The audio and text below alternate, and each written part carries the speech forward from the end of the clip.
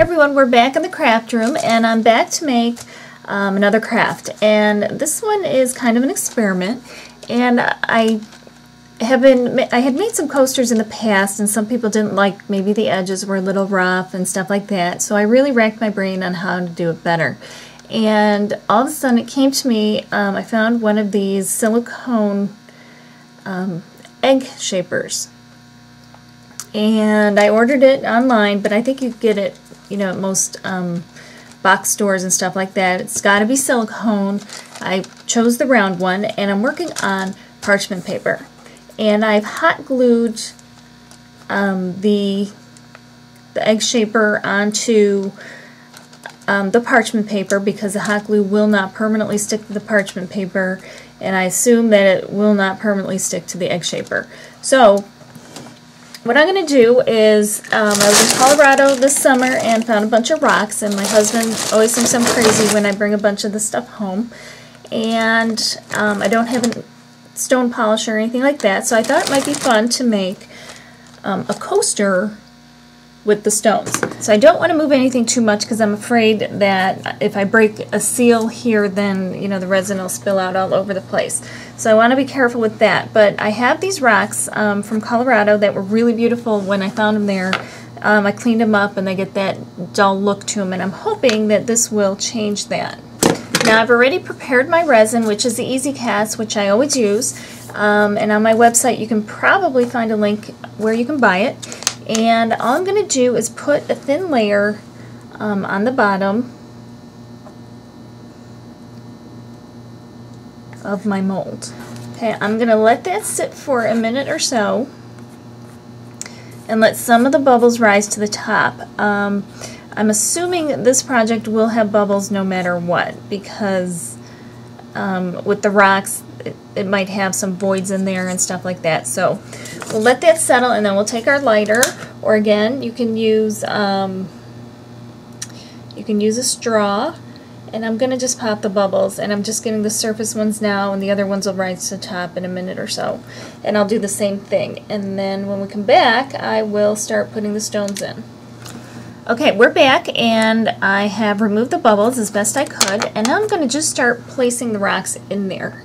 And I'll probably have to shift them around here and there anyway as I go, not really knowing how well they'll fit. I'm hoping everything will go well. Alright, when I got them in, I'm going to take the rest of the resin, and I'm going to kind of go over some of the rocks. Specifically, and kind of let everything kind of drip in and fill in. And if I need to make a little more resin, I can do that to kind of top everything off, not knowing how much I would need.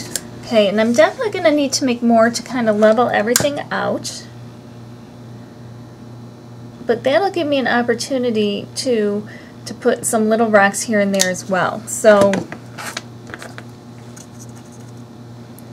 I'll do that, and I'll make some more resin, and I'll get rid of the bubbles, and we will check back tomorrow morning, see how it turned out. Okay, it's the next day, and we are ready to unmold the coaster. And just so you know, I did see some bubbles in there that I was pretty vigilant about it, but I got them anyway. So I'm thinking that it's possible that the rocks, because it is a natural substance or element, that there might be some air in there and they're porous, and maybe little bubbles came through anyway. I mean, I like the way it turned out anyhow, but I'm going to try to unmold this, make sure it worked, and it looks like it worked pretty good. Came right off of the parchment paper. Now let's pull the glue off of the silicone.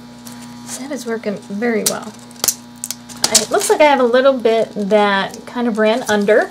Let's see if we can't get the stone out of here, though, or the coaster out of here. I love the silicone. Oh, look at that. I just need to trim this up, and I'll just use scissors, and if I need to, if there's any edges that I can't get close enough with the scissors, I can use a nail file, and just like an old nail file, I'll just do a light file on any edges that I can't trim off well enough. But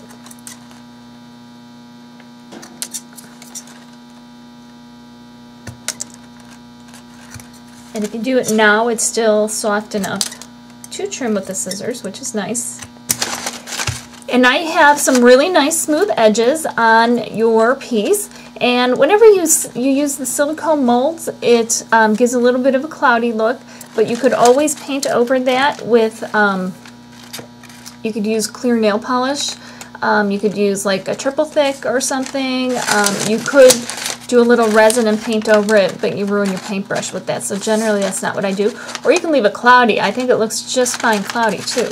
So here it is. I hope you like it, and I'm just thinking about all the different things that I can be putting into the resin to make coasters, and this is a pretty thick one. You can always go a lot thinner depending on what you put in there. And we'll see what else I come up with in the near future. I hope you like it. Hope you give it a try. Remember to rate, comment, and subscribe. We will see you next time. Happy crafting. Thanks for watching.